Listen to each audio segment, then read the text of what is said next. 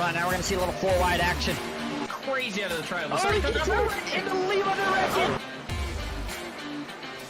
3x3 entering 4. 3 He do. blocked.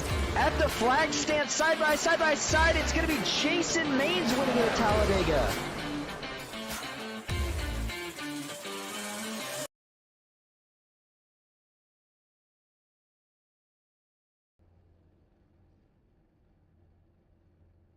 Hello everybody, welcome into the PGR Thursday Night Heat Series. Back live at Talladega Superspeedway, getting ready for 55 laps of fast-paced, high-banked action. A lot of money on the line tonight. And as always, joining me in the booth, Matthew Baker. Baker, getting ready to go for tonight. How you feeling? Feeling pretty good. Excited to watch this. Excited to watch this race kick off, and back to where we're not doing the team event, the random team event. Back to watching the big teams race together. It's going to be a ton of fun to watch here. Format back to normal, and looking at the starting grid here for tonight, it is going to be Andrew Navarro on pole. He will have Steve Korsak. Haven't seen him in a couple weeks, but he's making his return tonight. He'll start on that outside pole. Ken McCall Jr. will start back from the third position. It's Alex Hill for NBG, another guy making a return this week. He will start from the fourth spot. Jason Maines back in fifth. He'll have Jeff Merck to his outside in sixth. John Ward and Cody Nagels making up row four, and it's going to be series owner Michael Triscaro in ninth. Kenneth Stamper rounding out your top 10. And in 11th, you got John Mollahan. 12th, we got Rob Morris Jr. 13th, Danny Barnes, Ryan Basin. 14th, look for a good run from him tonight. 15 is Sean Corbett. 16th, Devin Ray. 17th is Richard Elliott. 18th is Sierra Clampert. 19th, Joey Doucette. And 20th, John Darnell. Mark Vondell will start 21st. Hunter Parsons to his outside in 22nd. It's going to be Jason Jacoby in 23rd. William Fox back in 24th. Chris Blanchard and Christian Martinez, good to see him out here tonight.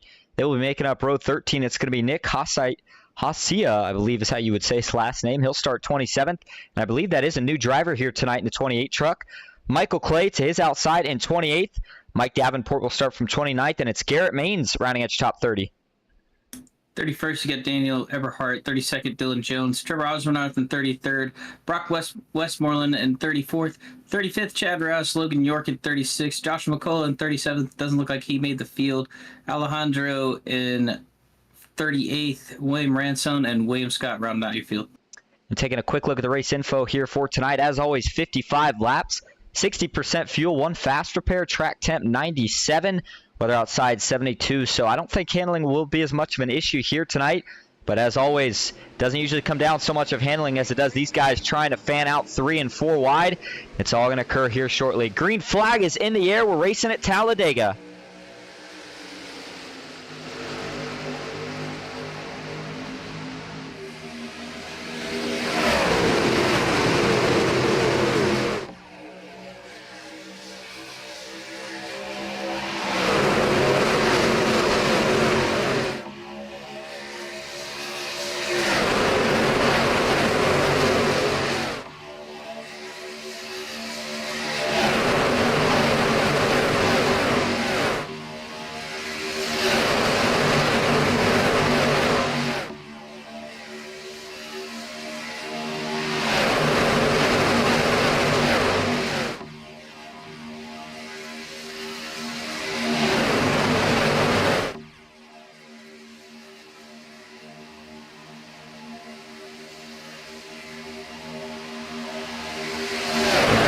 Lap 1 is going to go to Steve Korsak in the 27 truck. Welcome back to the PGR Thursday Night Heat Series. Steve, on his outside, though, is going to be the 77 of Alex Hill. Continues to try to make it work. He does have a couple teammates behind him. That's Jeff Merck in the 60 and Cody Nagels in the 6. NBG didn't get to work together so much last week in this event because it was a team event. In fact, we had all sorts of different teams. Nonetheless, the winner of that event, for anybody that didn't get to hear it last week, was Team Nagels. Cody Nagels led his team to victory with some great guys on it. Kenneth Stamper, on the other hand, who was on Baker's team, it was your first-round pick, and when he got lost early, just made the event so hard, Baker. But overall, what did you think of that event last week? Oh, it was a ton of fun. It really switched up the strategy. You still had the main people up front working against each other, but still keeping each other up there. And then once their teammates got up there, especially Cody, he was able to manage well, him and Dawson in the lanes, and ran some people out of temps, so there was a little bit of chaos towards the middle of the race. But overall, it was a great event, and I cannot wait to do it again. We definitely need to put another team draft event on. That was a ton of fun. And it was fun to watch from up here in the booth. Saw John Ward win it over Garrett Maines by less than a thousandth of a second. Taking a look at how two of your drivers that finished side by side last week are doing. There's John Ward in the 92 machine. Again, new team here as of recent, Hyper Motorsports. And we got some of the guys locked in that I know off right offhand. John Darnell and Heath Job, I believe, are two of the guys that have switched over. Both of those two came from Team PGR, and they're looking to see if they can make some noise here early in the going. And then to find Garrett Maines, a little bit out of character. You got to look pretty far back. He started all the way back in 30th position. He is now up to 18th and continuing to make progress, working on that outside line. And anybody that wants to go to the front, now's your chance. Jump to the third lane. That's exactly what Michael Triscaro is going to do. You saw Ryan Baste had a little bit of a run. Daniel Eberhard up there as well. Garrett doesn't like seeing that many trucks, and he's going to quickly jump back down in line. Sierra Clampert, another one of the fan favorites in here tonight. She is currently back just a couple rows from where those guys were battling at. She is back in 22nd, down 4 from where she started. But each week she continues to learn, trying to figure it out. And when you don't have any teammates, it's always going to make it that much harder. She's doing a great job here in the middle of the pack as we are coming to complete lap 5. Steve Korsak still leading as he switches up to the top. Yeah, it just looks like Garrett threw a little bit of a block there to get in front of Eberhard. Eberhard didn't like it, backed out. He's going to ride a little bit. Garrett's trying to go to the front. Garrett's trying to go to the front here, but you see Merck jump up to that third lane. He's going to lead that third lane. Oh, Garrett Maines almost gets wrecked by John Mullahan. That was close call towards the back of the field. Mullahan's still stuck in the middle. He does have a teammate in Devin Ray behind him, but man, oh man, that made your heart skip a beat here this early. And only 5 laps in, it's hard to believe that they already get 3 wide, as fanned out as they are. And you see Jeff Merck trying to lead the outside. Dale Cup, Steve Korsak. And I guess ironic that I say Dale Cup because I believe he's actually working with NBG here tonight. And that would be a pretty good explanation of why Alex Hill has stuck with him that long. Now the 77 is going to drop low, try to get some fresh air on the front grille of his Chevy Silverado. But up top now, Jeff Merck's going to start to fade a little bit. Only has help from Michael Triscaro. And as they work through the tri-oval, things really fan out. A couple guys see that third lane leading up there, and John Ward likes what he sees. He's going to now jump to the top, see if he can maybe work, try to get Jeff Merck clear, become the lead pusher. And that is going to pull Ryan Baste and William Fox up to the back of those two trucks. 3 wide, almost 6 rows, 7 rows deep. This is some crazy racing. Merck's going to clear to the middle. Oh, but he's going to get followed by the car in the back. And oh my goodness, they save it.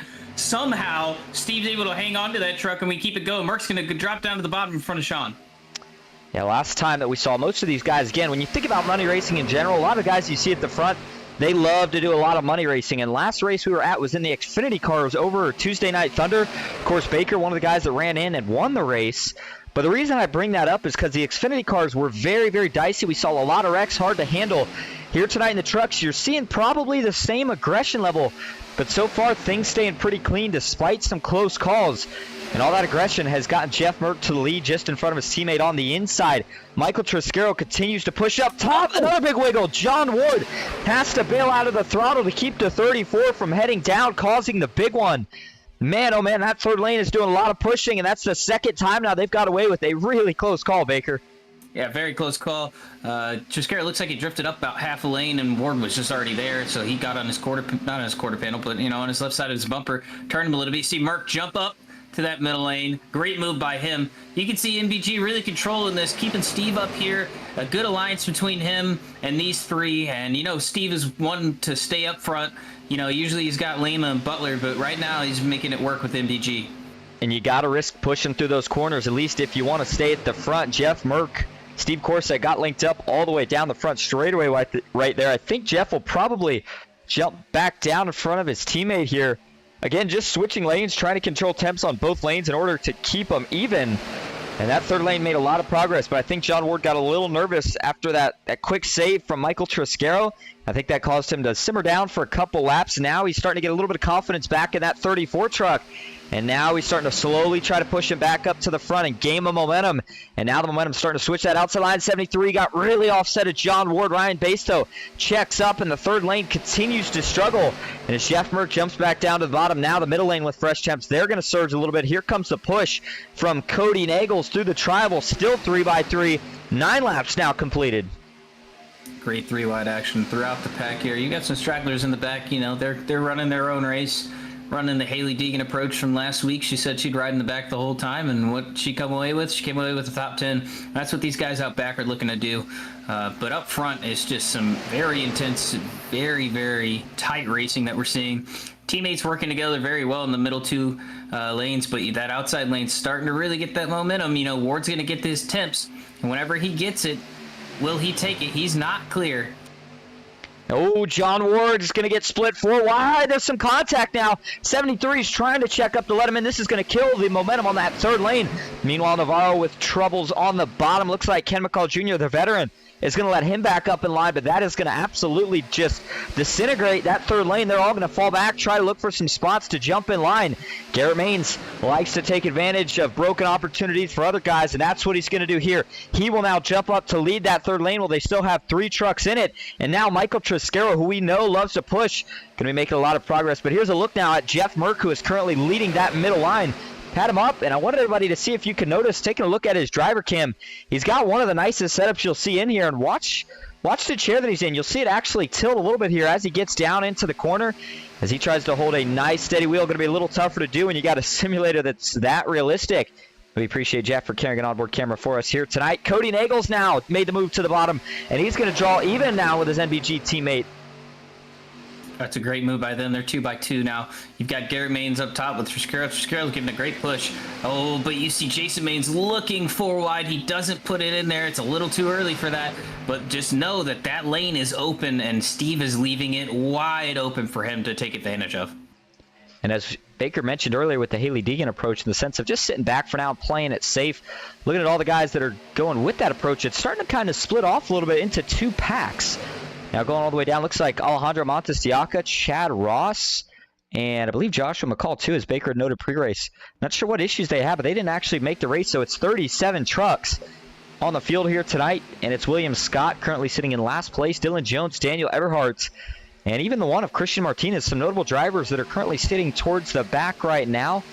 There's John Darnell and the 99 truck. He's leading the second pack currently. Another one of the new Hyper Motorsports guys that transferred over from Team PGR. He's got Joey Duchette just behind him. Hunter Parsons, Nick Cassia, one of the new drivers in here tonight, doing a great job so far early, keeping it clean. And Mark Vondell, Michael Clay, Trevor Osranoff. The rest of the guys currently in that second pack, but the further up you go, the more aggressive it gets. We are still 3 wide. We've been 3 wide since just about the drop of the green. But nonetheless, even though we've been 3 wide here, Baker, it kind of has that feel of NBG has been in control without really feeling the pressure too much. Steve Korosek, they're going to get the pressure. ahead. You're going to see Jason clear down to the middle. He doesn't take it. Oh, man, he was cleared by a mile. I know Garrett's in his ear really upset. He had plenty of room to go, but you're going to see Garrett give him a big shove here. Michael's going to drop out of line. That's going to kill the line on that third line, and they're going to drop way back.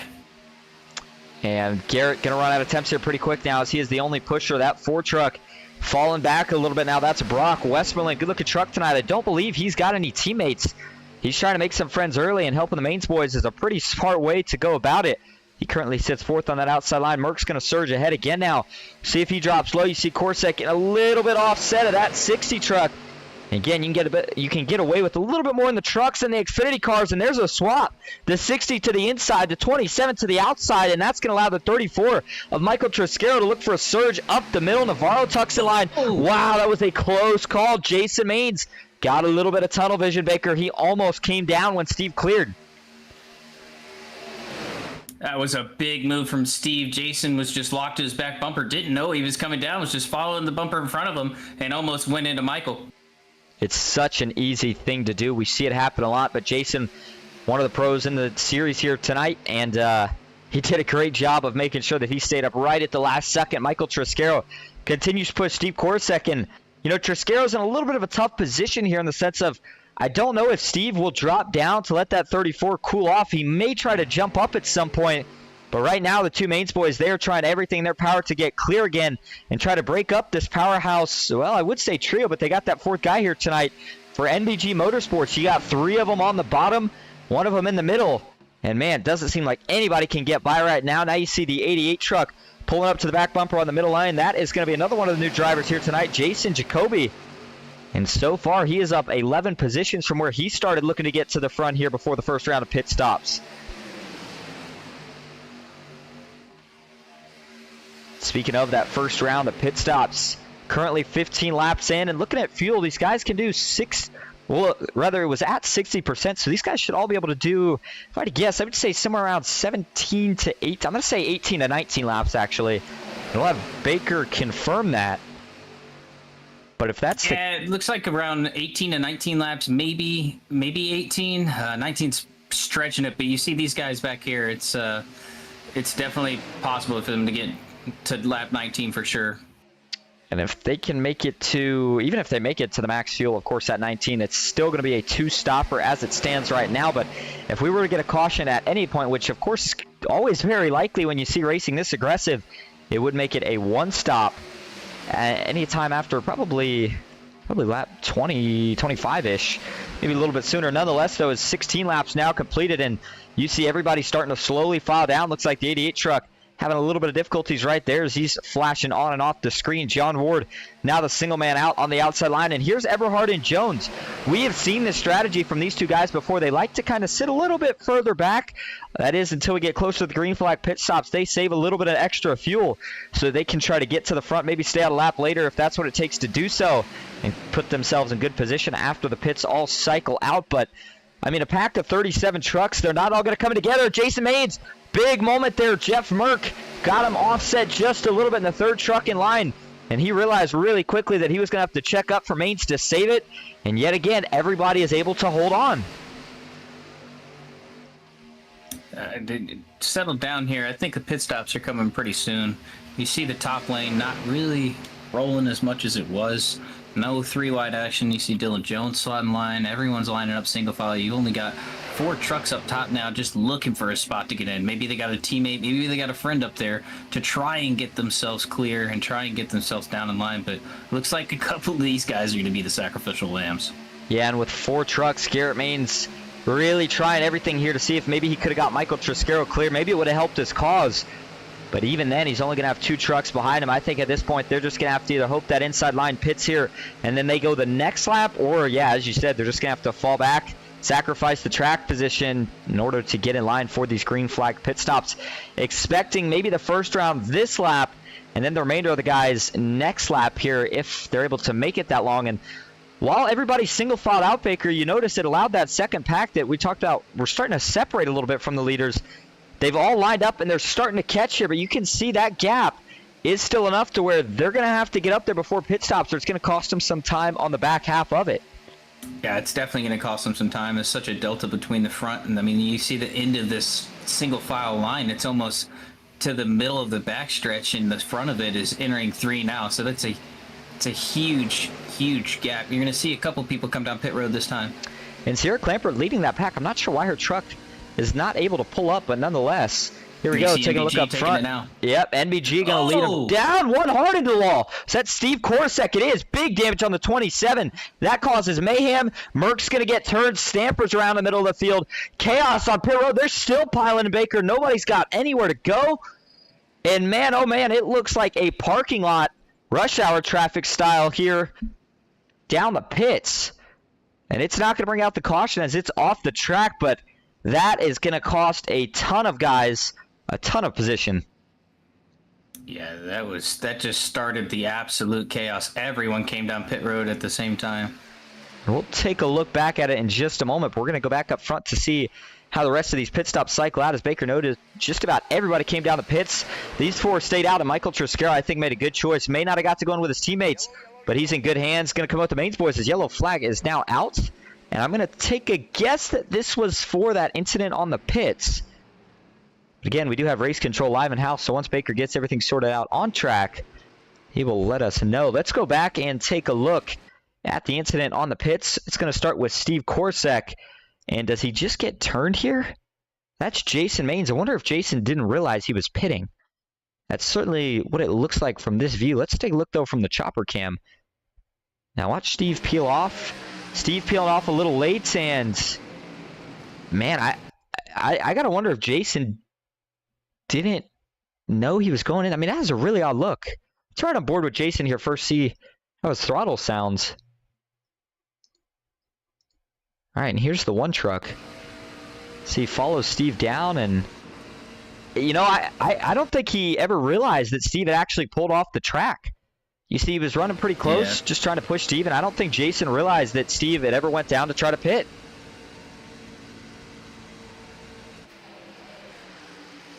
And as we saw it there from the chopper cam, Baker, is that what it sounded like from down on the track?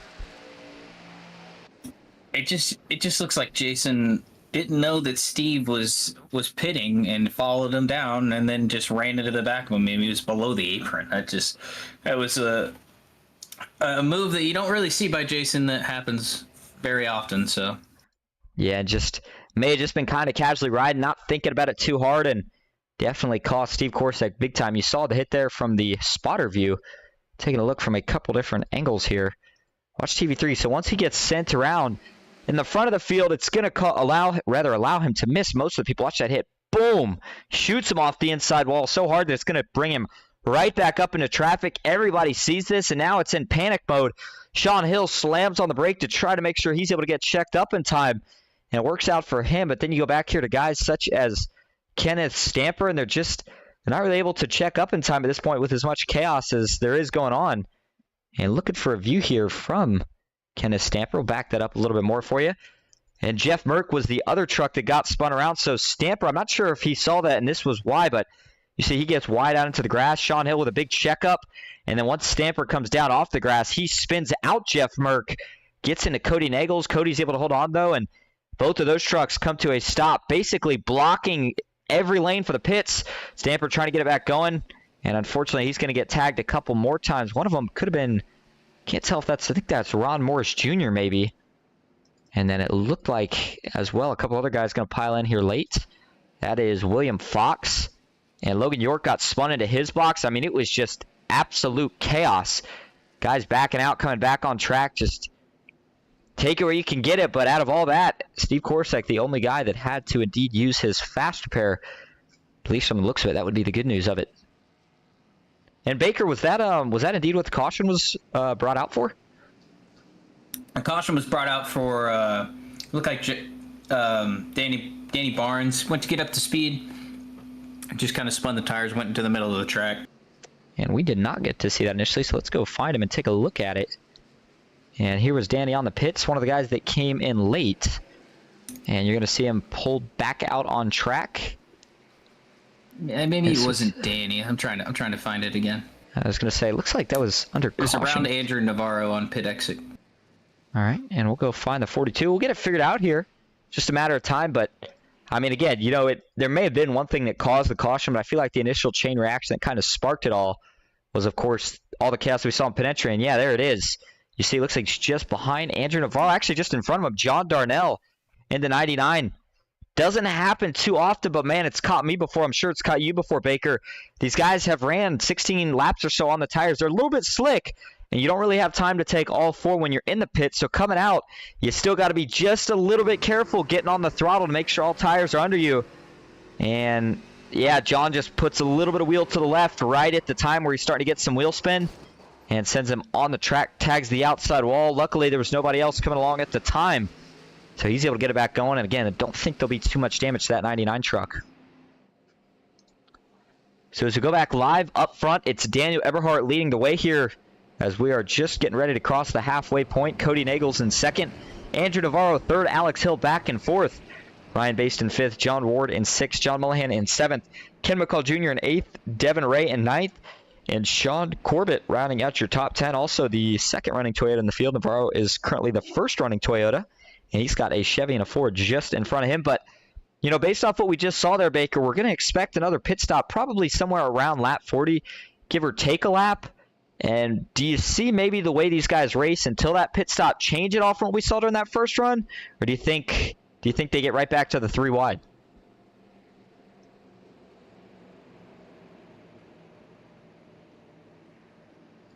And he's probably currently handling some of his race control duties. So as he does so, we'll take a look back a little bit further in the pack. There's Mike Davenport, one of the guys that chose to stay with Team PGR after Hyper Motorsports came along. Of course, John Warden was looking for drivers, and if you're looking for a good one, 55 certainly is one of the talented guys here.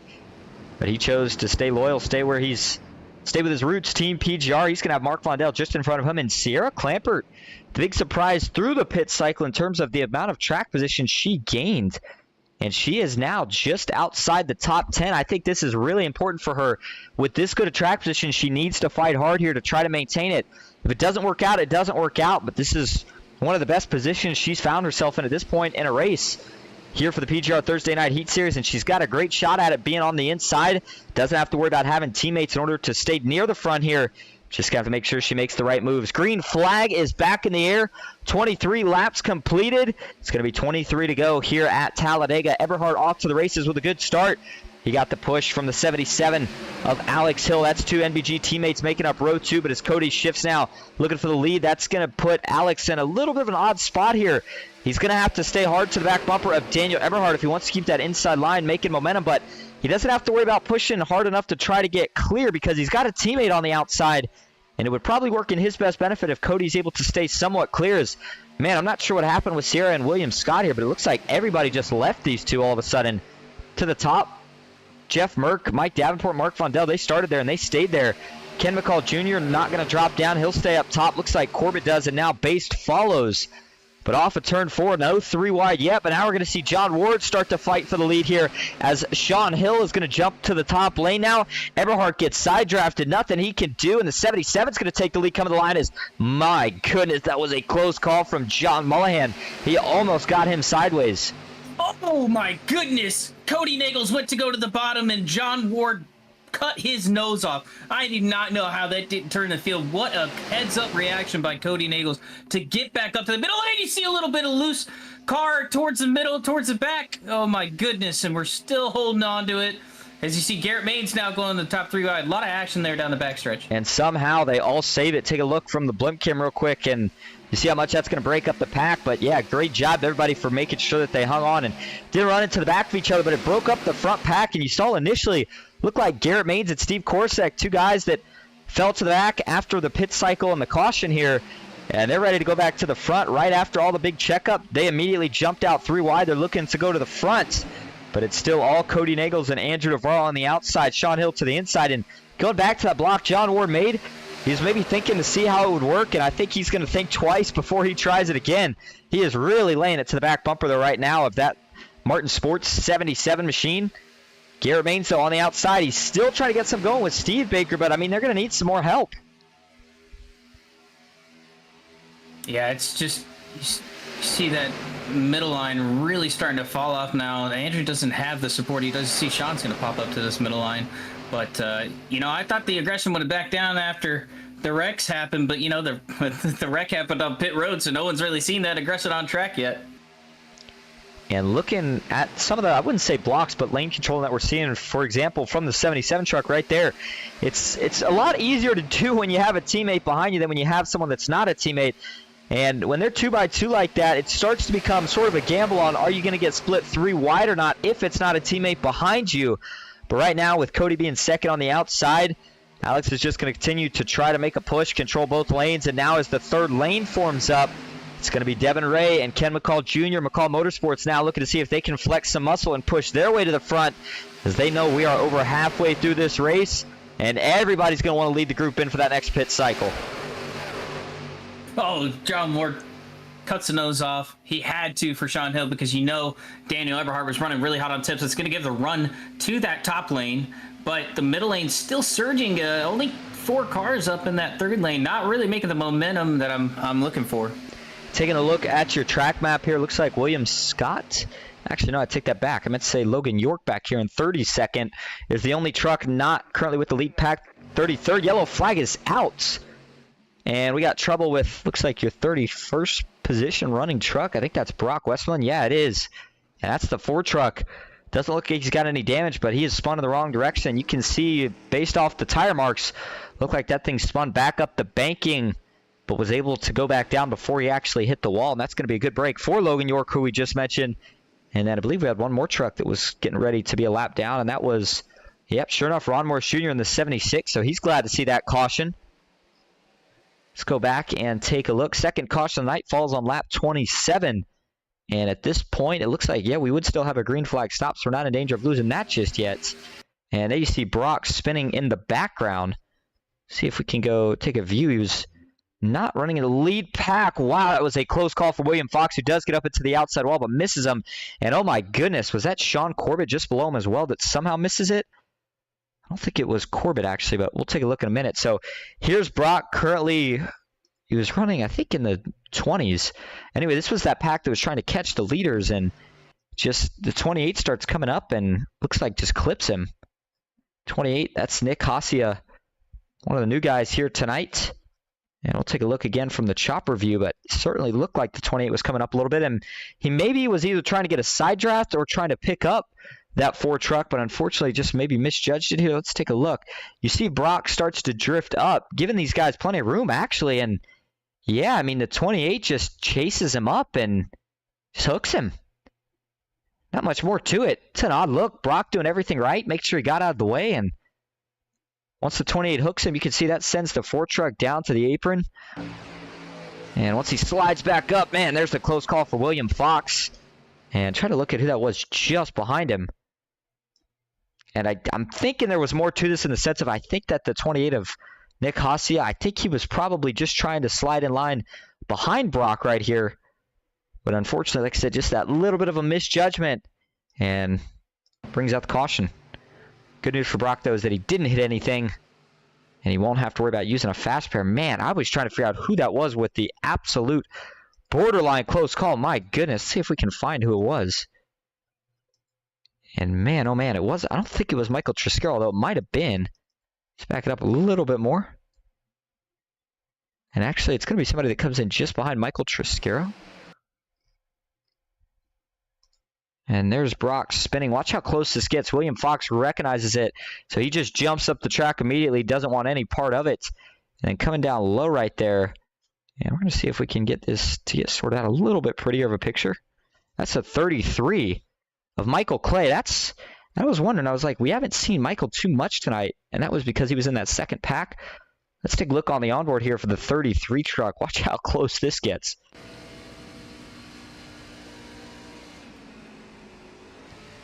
And man, I think Michael maybe made a little bit of a mistake there staying in the throttle. That could have ended really, really bad for both him and Brock Westmoreland there if he hadn't missed it.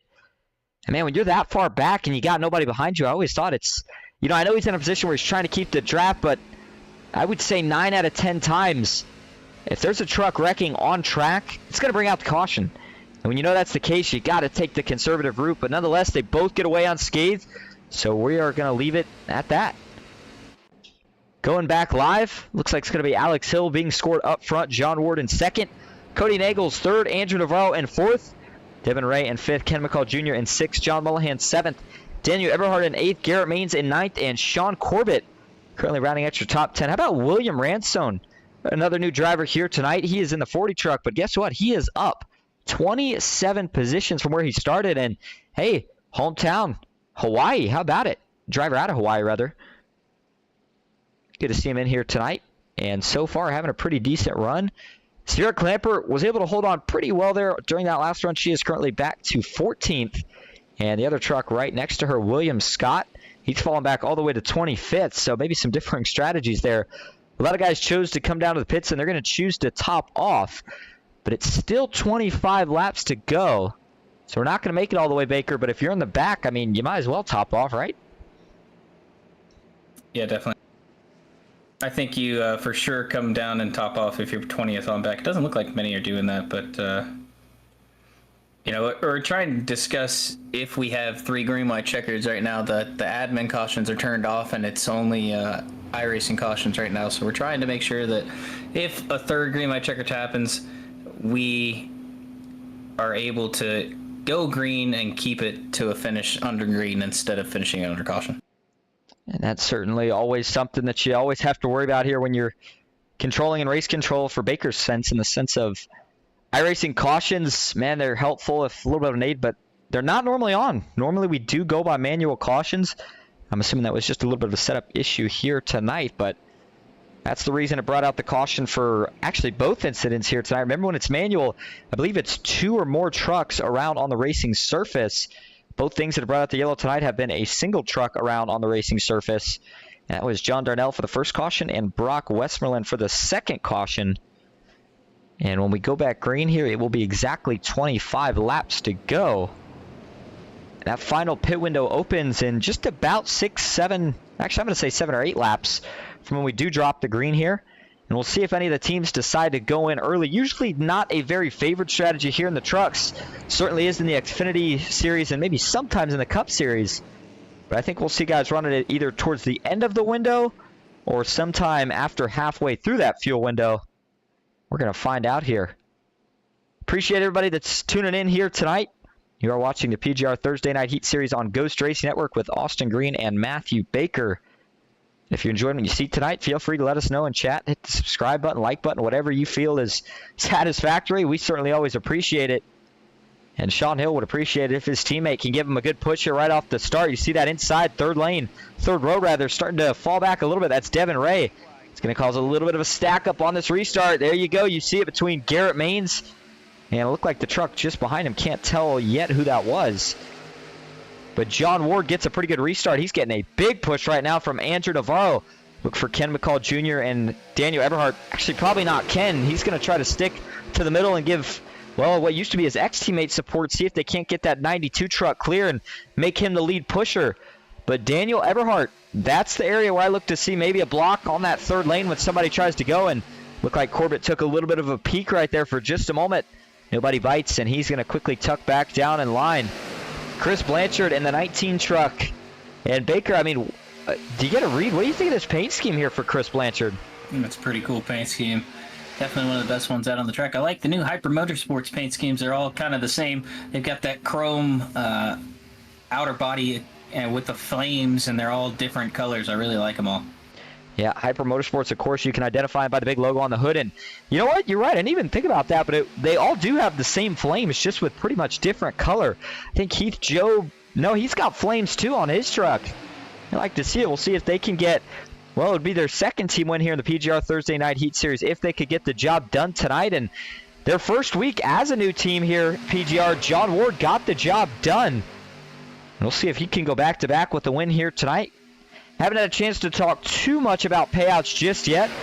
Talk about them here in just a few laps, but there's a big block from the 77 of Alex Hill. He's going to jump up and block the 92 of Ward. Andrew Navarro still third in line. No move for that third lane yet. Everybody staying 2 by 2 for these first couple laps. At least that's not going to last for too long. Kind of surprised the run that Garrett's not getting. He's been in the throttle the whole time. Hasn't been able to suck up to those front 6 guys on the top lane and really can't get the momentum he needs to get to that third lane. But as soon as he gets there, you know he's going. And as soon as he goes, Eberhardt's going to go. There he goes. There he goes, right up to the top. You're going to see Eberhardt probably jump out here. No run for them, though. They kind of peak. They give it about half and half on the lane. You're going to see Garrett try and cut under. That's a great move. Oh, he almost gets there. Can't get there. It's almost like you race in these races, Baker. I mean, what in the world? How did you guess that he would have went out there right then? I mean, he was looking for the run, But, man, it's just a lot of times we see a lot of these guys when they get a run, they don't feel like they want to risk going out. Everybody gets too nervous and afraid that they're going to get sent to the back. But when you're as fast as a guy like Garrett Maines is, you kind of expect that you're going to get that respect whenever you decide to jump out. And looking back here at Richard Elliott. We got wreck. 2 in the wall, make it 3, and now a couple more involved. Danny Barnes, Dylan Jones, and now we are collecting a bunch of them. Oh, man, somebody piles in. And that was an ARCA break if I've ever seen one. My goodness. I could tell that was the 16 truck, it looks like, of Joey Duchette. And he caused some major damage there post-wreck. Everybody's going to get back going. Brings out your third caution of the night, but it's going to be the first one that really does some damage. And the list continues to pile up of trucks with damage, whether it be heavy or minor. Richard Elliott, the guy that I was just getting ready to talk about, looks like might have been the first guy to potentially go around in all this. I was going to say, one of the guys that we see each week with the Ghost logo on the front of his hood, he is now one of the Hyper Motorsports guys. And, you know, happy to see that, of course, for Richard, as much talent as he's got, it was just a matter of time before somebody picked him up. And that is a good-looking truck. I loved it before. I love it even more now. Just a really, really nice-looking scheme. And here you go, Elliott. Does he see a hole? No, the wreck's going to actually happen just in front of him. There's Sean Corbett. And question now is, how did the 45 get turned around? This is going down into turn 1. Take a look from the chopper view. Oh, it's a stack up. Yeah, sure enough, you see the stack up, and it's just going to start to amplify. That's the 40 truck of William Ransone just behind him. And initially, it looks like they tried to hold on. There's the first little checkup.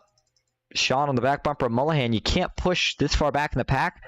So he's going to check up just a little bit. He gets tagged by the 40 a little bit, saves it, but then the 40 gets a little tag from, I believe, Trevor Oswernoth. And again, just that stack-up effect. And then the 40 turns Sean Corbett into the outside wall. Garrett Maines tried to sneak through it. Unfortunately, he gets collected. Then he gets turned down the hill, and this is where things are going to start to really get messy. That was a big, big impact for Danny Barnes. And then everybody else just trying to sneak through. 45 of Sean Corbett. There's the 7 of William H. Scott. The 8 of Richard Elliott was able to get it back around the right way. There's a look from the wall cam.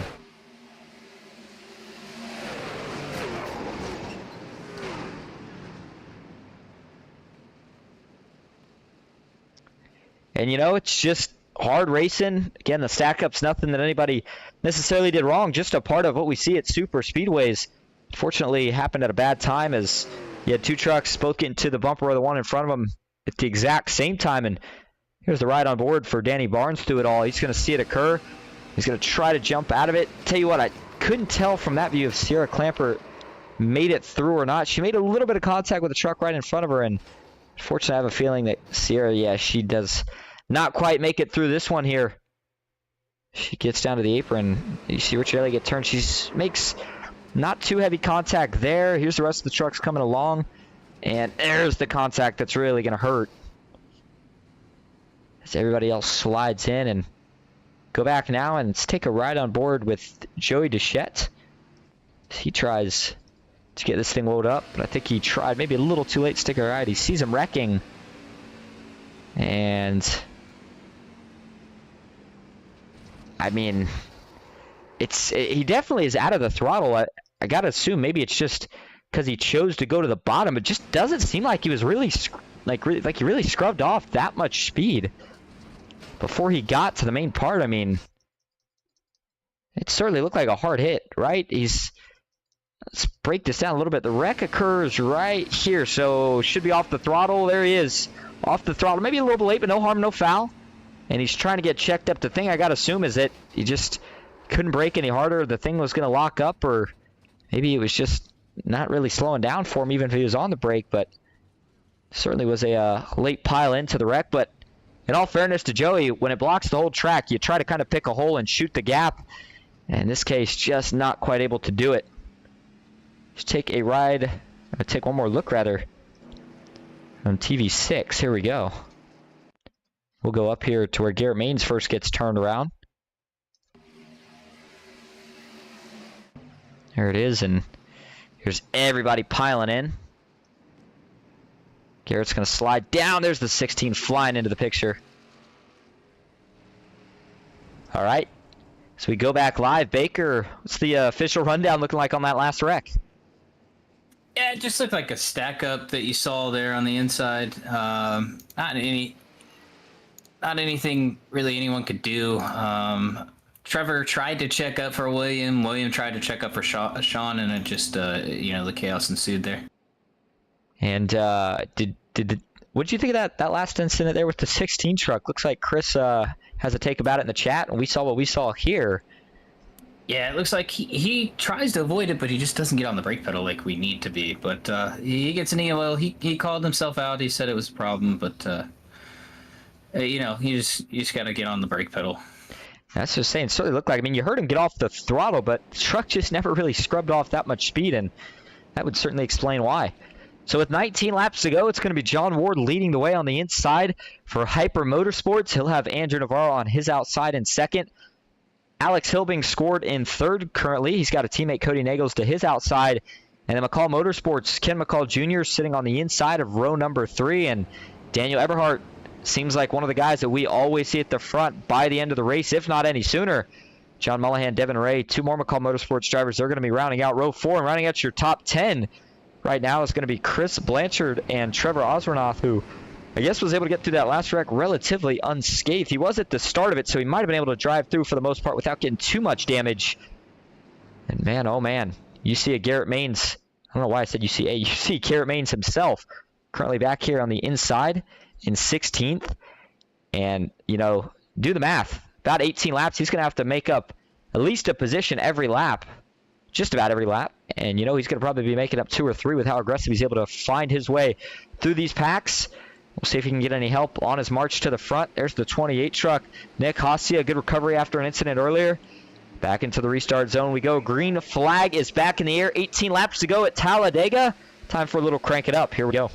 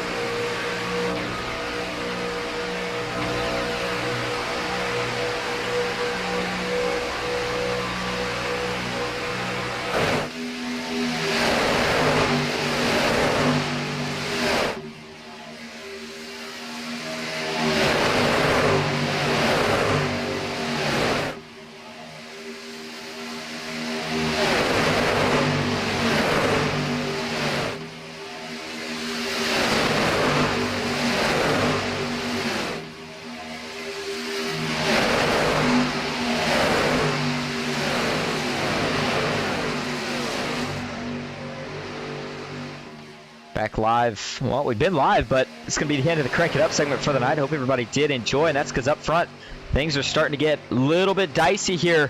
Leading the outside is going to be one of the NBG guys. That is Alex Hill in the 77.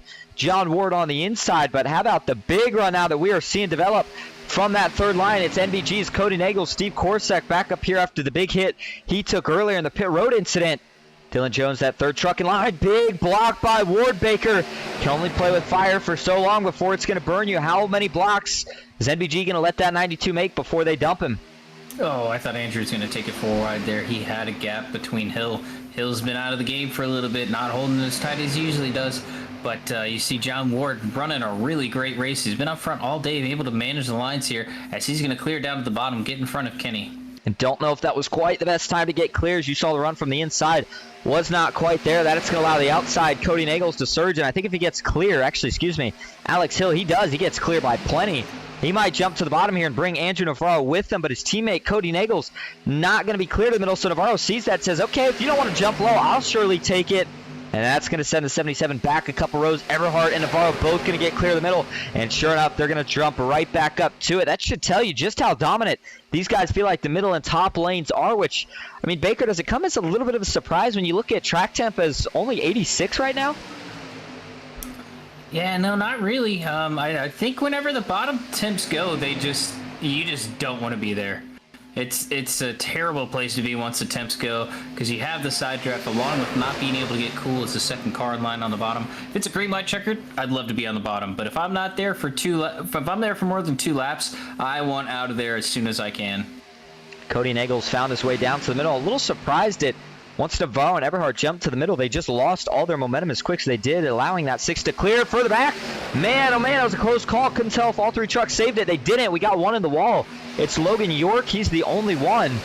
And doesn't look like he's going to spin out at all. Just makes some contact, gets back down. But you saw that develop. Looked like, couldn't tell if there was some blocks going on. And hopefully we can take a look at this real quick. This is coming down the back straightaway, going into 3. See, Maines is going to jump high. Lork with a block. Maines says, no, thank you. I'm going to go back low. York tries to block again. Nowhere near clear.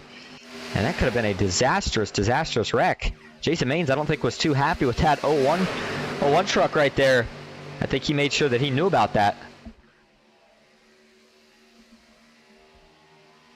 Down the back straightaway, side by side, Andrew Navarro and Daniel Eberhardt. 2 of the, at least previous Road to Pro guys, I think they might still be doing it. Nonetheless, Cody Nagels, who is currently in second, he has a teammate behind him. And that Alex Hill in the 77, those 2 may jump up to this 3rd lane here off of turn number 4, at least once that outside line gets to run. You see now that Garrett Maines has jumped up there. They are the only 2 supporting that middle lane from falling way back. The 1 truck has a big push right here from Steve Korosek, but again, doesn't seem like they're able to get enough momentum to really get it rolling just yet. And now that the 77 sees it, he tries to jump high. It's going to be a little bit too late. Garrett Maines is going to split him now. It's going to be Cody Nagels who jumps to the top. He'll get a push from Garrett. John Ward still leading the bottom. Eberhardt in the middle. But here comes the 6 of Cody Nagels. He's going to have a big run down the Alabama gang backstretch. Yeah, and I just don't understand what the block from Logan York was back there. Everyone was able to save it, keep together, but everyone's trying to catch up to this lead pack. These guys are running 3 wide, but man, they are still pulling from most of these guys. It's pretty impressive. It's been such an odd sort of race tonight with that. I mean, the 2 examples that we've seen for the most part was early on, Sierra, when she had that long single file line behind her. Her truck could seem to pull up when she had a little bit of a gap in front of her. And then Garrett Maines, later in the race on the outside, took him a couple laps to really get the run developed. John Ward back to the middle now. Cody's still hanging up top. Only 2 trucks, though, now supporting that 6. And once the temps start to fade out on the outside, it's going to get a little bit trickier as the 6 all but gets clear. You see Garrett, he's going to have to finally back off. That truck is heating up pretty quick. And Steve Korosek just playing the support role for now. Ward with another big surge of momentum back to the front. Daniel Eberhardt's going to get clear as well. We'll see if he's able to pull Navarro. Wow. Big stack up on the inside. They're going to fall back about 3 rows deep. That's going to allow Cody to jump to the middle. Navarro and Eberhardt both to the bottom. That was quite an impressive display of moves that we saw going into turn 3 right there, Baker.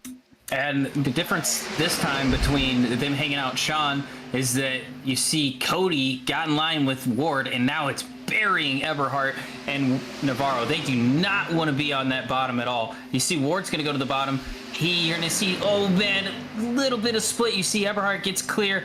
Great move. And it seemed like Eberhardt and Navarro were working together pretty well there, but I just cannot figure out the inside just falling back so bad right now. It continues to shuffle up our leader and giving us a lot of lead changes. Trevor Osranoff now coming into the picture. William Fox behind him. All these guys realizing now that with 10 laps to go, it's go time. You got to try to get everything you can get right here, right now. And who can find it in enough time? I was looking back here towards the back of this pack. We've had a second pack develop here. Oh! Oh, back up front. Oh, we got one blowed up. Blew up. He went low for temps and he blew up. I don't understand how that happens. And Alex Hill, that's going to cost him big time. Good news is that it was so close to pit road, but man, he's going to have to roll all the way to his pit stop. There it is. The 77, kaboom. Let's go back and see if we can take a quick look at this one. We see it happen quite often with at least one truck throughout the race, but with the track temp this cool and as good of a job as Alex has been doing with look like managing temps. Oh, you're going to see a wreck up front. Ward gets turned down. He's going to save it somehow. Hopefully he can get back up, get into the pack here.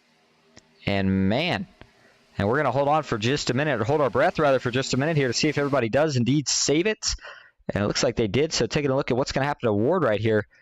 In the middle of the pack, bottom. And yeah, lane above him, Osranoff gets turned. He uses Ward to save it, and Ward does a phenomenal job as he gets sent down to the apron to save it.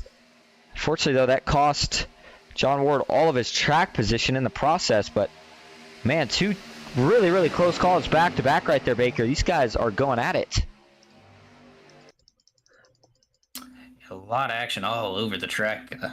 You saw Kenneth get into Trevor there, just trying to give him some momentum, got him a little sideways into John Ward. Great save by him, but it looks like Ward may lose the pack here. And we'll back that up just a little bit further here to take another look at the Alex Hill incident. Exactly what happens to this 77. And, you know, as Baker just noted, I didn't realize this is exactly how you had meant it, but, I mean, he is in clean air. How does this thing blow up right here? I mean, watch this. We'll go to the cockpit view. I think he's got to be in the 290s probably for temps. It's very rare that these trucks blow up in clean air. So he had to be super hot.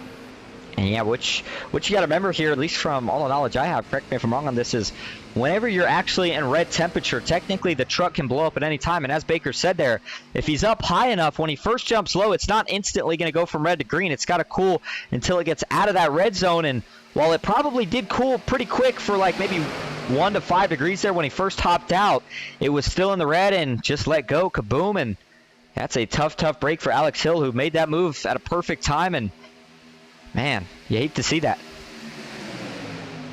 Yeah, absolutely. It's a bummer. You see Dylan with a nice over-under. Maybe he'll clear to the middle line, but Steve's going to take that position before Dylan can make that decision. One of the MVG trucks is at least going to get up front here. Yeah, they're back into the fight. You see Cody Nagels on the top lane. He's getting a good push now. You see Ryan Bass third in line on that third lane.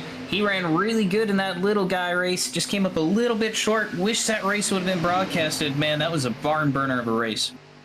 Still 3x3 throughout the entirety of the first pack. Looks like Blanchard, along with maybe, I think that's Danny Barnes, 2 trucks that just got onto the pack, and they are staying back right now. They don't want to get too aggressive. They see all the action. As another big checkup on the bottom lane right there, as it looks like it's going to cause a little bit of a stack up. They are coming up on that 77 truck of Alex Hill, so this is going to lose him a lap. And I wonder if he might have got a speeding penalty or something. I'm not sure for him to have gone a lap down with where he blew up at, but he's going to try to tuck in line somewhere probably near the back of this pack. Big block from Cody Nagels. And let's see if he can get back up there to either help his teammates or maybe catch the lucky dog. But with winding down here, going to be 5 laps to go this time, Baker. Looks like they might catch 2 more lap trucks. But from there on out, it is going to be 3, maybe 4 wide. We got some contact further out back. Looks like 2 trucks are in it. Stamper, one of them. It's going to bring out the yellow, as now they're going to wreck. The 15 goes around. Corbett was the other one. And I think everybody else is going to miss it. William Fox, the 3rd truck involved.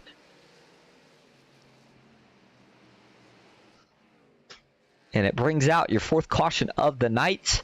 And it will send us to overtime. Let's take a look. This is in the back of the pack. Kenneth Stamper on the outside. A little surprising to see these guys maybe racing that hard. Take a look from TV follow first. And you see Merck creeping down maybe a little bit. Oh, there was netcode. That was pretty brutal netcode, in fact. Actually looked like Corbett may have been coming up. Go back to the chopper view. And watch that 45 truck on the bottom of your screen. Yeah, it looks to me like Corbett had been coming up a lot more. I mean, Merck maybe creeped down a couple inches or a couple feet at most. Not really. Just looks like Corbett sneaking up. But the point was they weren't going to make contact from what it looked like. I mean, while Corbett did come up a little bit, he was probably turning the wheel back down, just a little bit of a bump in the travel right there. But yeah, pretty severe netcode from the looks of it right there between the left front of Jeff Merck and, or excuse me, the left front of Jeff Merck and the right rear of Sean Corbett. And trying to see if I can find a better angle of this here. Look at the right rear for Corbett, and here you go. Watch this. You're going to see Merck working his way down the track, but he's never going to touch him right here. There you go. Never touches him, and yeah, just turns Corbett up the track. And then they do make contact, of course. But the more contact is made with the 30 of Kenneth Stamper, that turns him down into William Fox in the 761, who gets up the track into Merck, makes contact with the outside wall, and then it's Corbett who gets the worst of this. Boom, takes a shot off of that inside wall, and unfortunately it looks like, yeah, that does break the truck, blow the engine up. So that is going to be a fast repair, assuming that Sean's got one left. And he had been having a really good race tonight, too. Yeah, so talk to Sean there. Sounds like he was not even in the red yet. He was at 283 on oil and blue. He wasn't even hot on water. I mean, I just don't understand sometimes. And Sean, he was referring to Alex Hill, just for a little bit of clarification there. And the 45 is Sean Corbett, though, the one who was just involved in that wreck. There's another look at it. But yeah, I mean, the good news here, I guess, for Alex is it looks like he should get the lucky dog. He was involved in the incident. Will not get the lucky dog here. Oh, man, it's heartbreak then in that case. So a good night goes to bad and then goes to worse. Something that was out of the 77's control. I mean, we've seen crazier finishes, so I'm not going to say anything's out of the question, but certainly going to make the 77's chances of winning this race a lot smaller here tonight. Good news for him is he's got some teammates who have been very fast all night, and they remain up front. Steve Korosek going to be leading the way here. It looks like Cody Nagel is currently being scored in second, and these two will be lining up on the front row, whatever position they do start in. And going by on the outside, it looks like John Darnell looks like he's getting a lap back. Good to see. And then lining up in row number 2 here for this restart is going to be Daniel Eberhardt and Devin Ray. Ryan Baste and Michael Triscaro going to be making up, and John Mullihan going to be making up row 3. And at this point, Baker, I would assume everybody has planned their fuel out to either be good for overtimes, all of them, or hoping that we only need this one right here.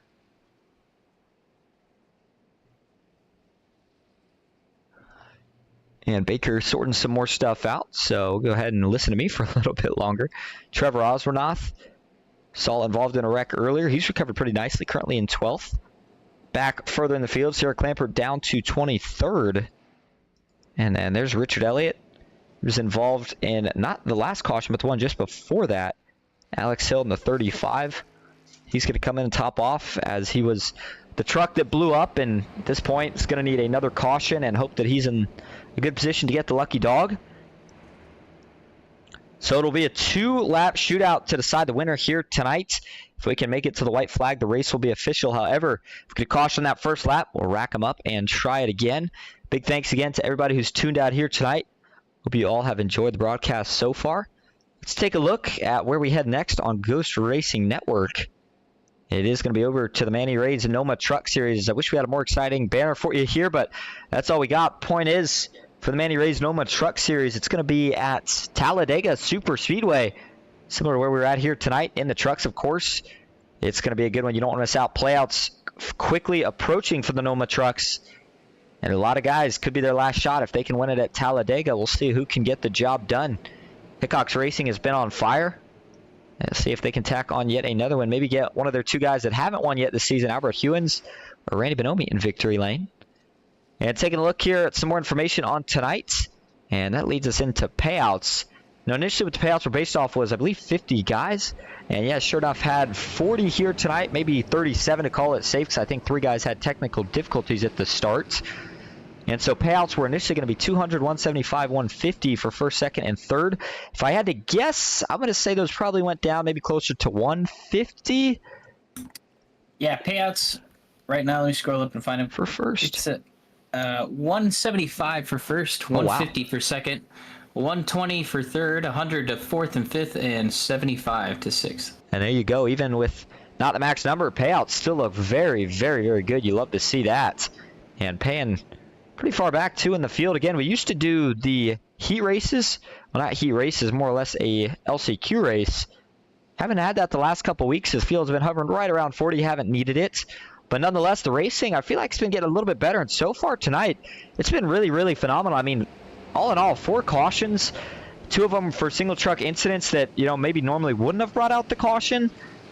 But nonetheless, great racing so far. And we're looking to see a potentially great finish, just as we saw last week. Remember, John Ward won it sideways by less than 1,000th of a second over Coke Series driver Garrett Maines. You know he had to feel good about that one, and both of those guys looking to see if they can have a chance to repeat tonight. And if you're Garrett, you're trying to one-up your position from last week. See, you can't get yourself to win. Bad news for John Ward is after that great save he had, it put him all the way back now to 25th, so he's got a lot of work ahead of him. And good news for Garrett Maines, he's up in 7th, but he's going to have to find a way to get to that outside most likely if he wants to get to the front. And he's going to have to find a way to a front row of NBG Motorsports drivers here tonight. Steve Korsak, Cody Nagel is going to lead us to green for overtime number 1. 2 laps to go at Talladega. Oh, big push from the top lane. You're going to see Steve already get clear. Maybe Daniel gets clear as well. I think that'd be the best opportunity for them to stay 2 by 2, but it's going to stack back up. Steve's going to stay on that high lane. Mollahan's going to stay 3rd in line. Look for Davenport. Where did he come from? Oh, man, you see a big move. Who's that? Garrett Maines trying to get back up to the front. Where did he come from? Davenport's going to go to the 3rd lane. It's going to trap Garrett. If he can't get clear to the 3rd lane, he's not going to. They're trying to really try and give a big push to this middle lane, but they're still getting a side draft. We're going to see a truck up here that is never towards the front, trying to get his first one in PGR. Well, we've certainly seen him trying to make his way to the front. A lot of bad luck, but yeah, Garrett tried to make that block a little bit too late. Davenport was having none of it. He says, okay, I'll go a lane higher. And he's clear for now, but he's really going to need to start generating some momentum because if Garrett gets clear, he's going to jump up and, oh, man, he's going to get bailed on there. Looks like it was Ken McCall Jr. who jumped to the outside, or inside, rather. And unfortunately, that 55 is going to go to the back, at least so he can get some help. But white flag is in the air. 1 more lap to go at Talladega. Can NBG hold on? Or can we see potentially a new winner? Devin Ray never won in this series. Neither has Ryan Baste or John Mullihan. All guys looking to get it done. Half a lap to go at Talladega.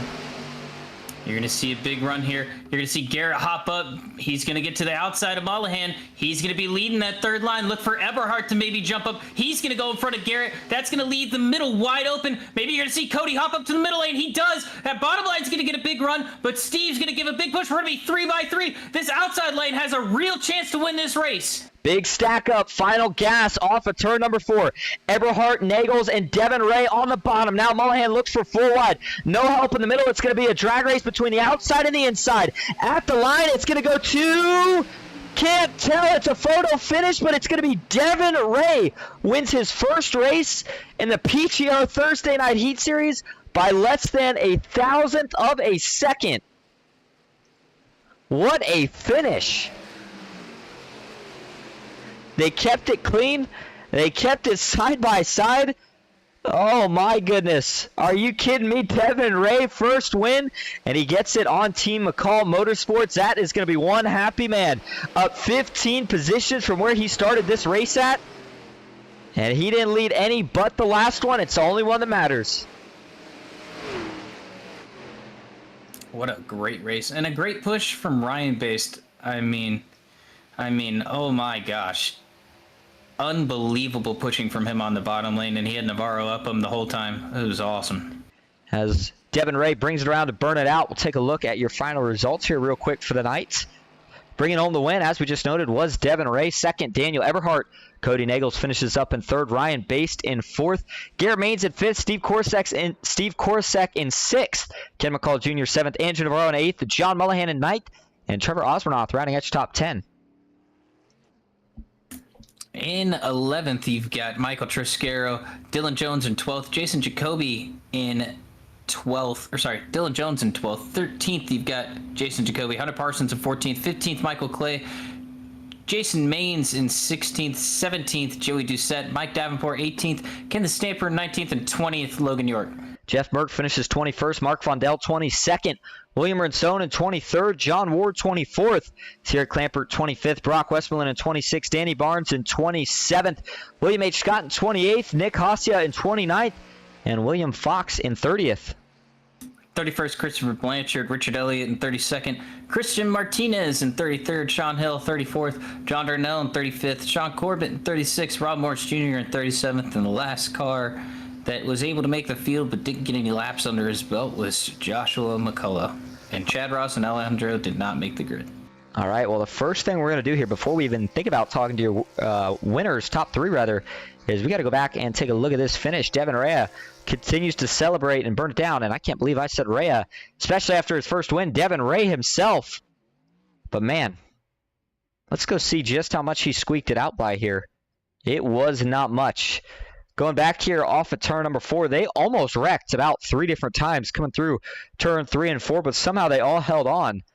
Let's back it up to out of 4 and show you exactly how this is going to develop here. So Korsak got to Nagels in the middle, but unfortunately Mullihan lost his help from behind. So once he falls off the bumper, Korsak, he just starts to fade. Ken McCall Jr. is struggling just a little bit to get to the back bumper, that outside. The inside, though, 4 trucks, so the top 3 were the most organized. Now this is where things are going to get unbelievably close right here at the line. In fact, let's see if we can find just a better angle of this here. TV4, watch how close it's going to get. All the way down to the checkered. I mean, I can't even tell from that view. We'll go pixel by pixel here. And right here is about as close of a view as you're going to get. And if we look at that from a different view, TV follow. I mean, he did not win it by much. Barely got it. And there you go. I mean, I think if the line is another, I don't know, 5 feet, maybe Eberhardt squeaks it out. But as you noted, Baker, it was such a good push from Ryan Baste. It was all Ray needed, and he brings home his first win. And we'll keep it on there for you as we go get your top 3. Stick with us. We'll be right back.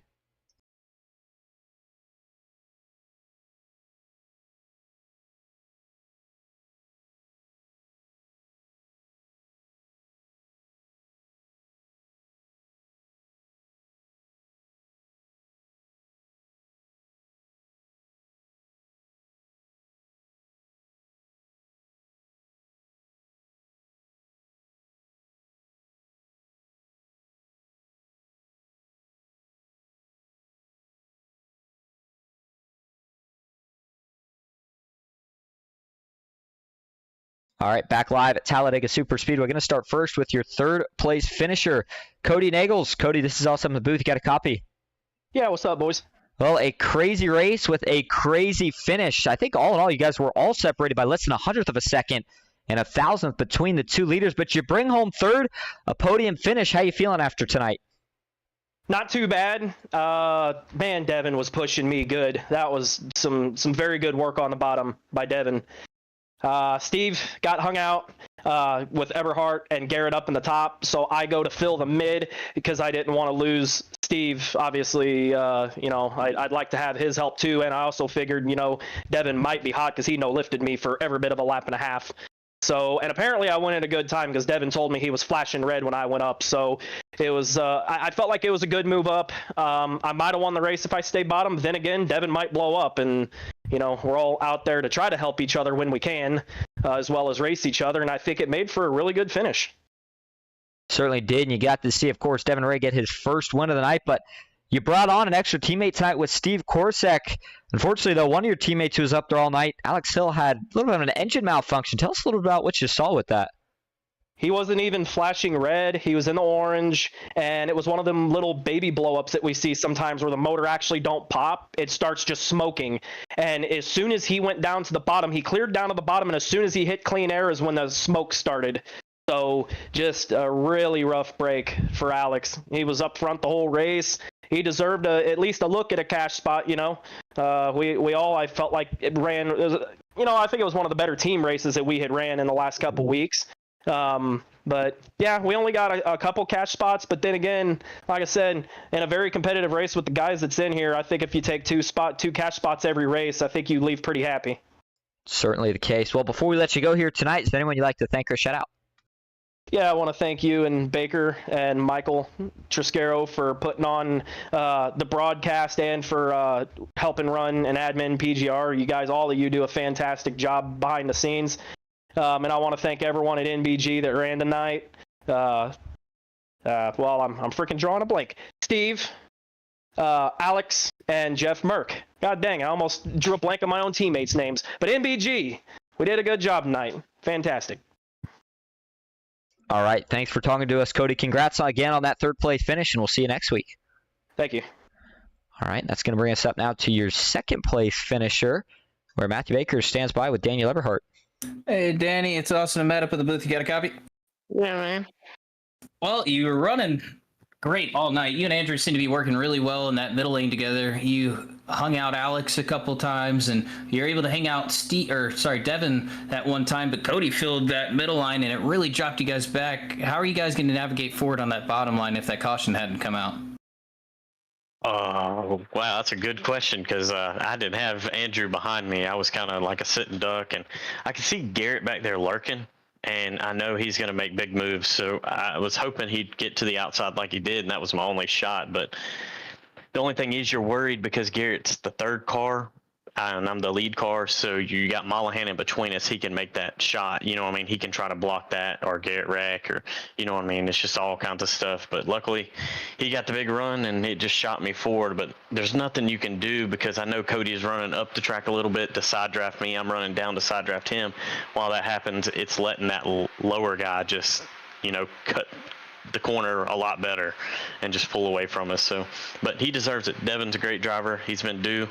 A lot of these slower guys, the little guys that were always, everybody just kept taking shots at, they have gotten so good, and it's very finally satisfying to see because you're just like, wow, man, these guys like Ryan Baste and Devin and Mike Davenport, people like that, they're showing up at the end of these things, and you can actually do something with them, and that's a great feeling. I think that little guy series with John Ward really helped them out a lot.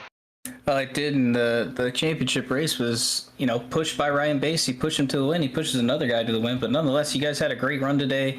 It's just another misfortune of the front two battling for the win, and then that third place guy sneaking in to grab it. So anyone you want to thank or shout out?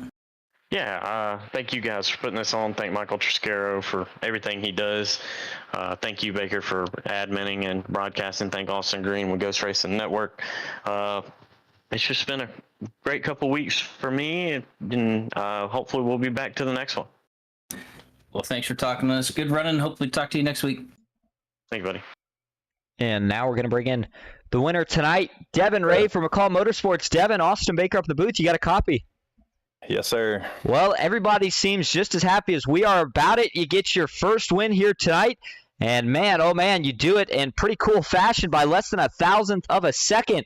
You beat out Daniel Everhart. Tell us about those last 2 laps and how you managed to find your first victory here tonight. Man, my heart's still beating. But, yeah, I mean, I told Steve at the time, he was at the bottom there. And I told him, I was like, my temps are good to the end. And I was content pushing him. And then he went high, so I told Cody the same thing. And I wasn't even looking at the temps until I seen him go high. Happened to look down, and I was already flashing. So, I mean, it's a big shout out to him and Ryan for pushing me as well back there in the back, because without them two, it wouldn't have been, possible. But like he was just talking about, I pushed hard about all race, try to keep that track position, and I almost slipped up and pitted under that caution to make sure I had enough gas. And, I had Kenny in the ear saying, you can't give up the track position. So I stayed out there and was hoping for the best. I told Michael earlier, it was like, I got to check PGR off on my list. I gotten FEG wins and this, that, and the other, but I've been chasing this one, man.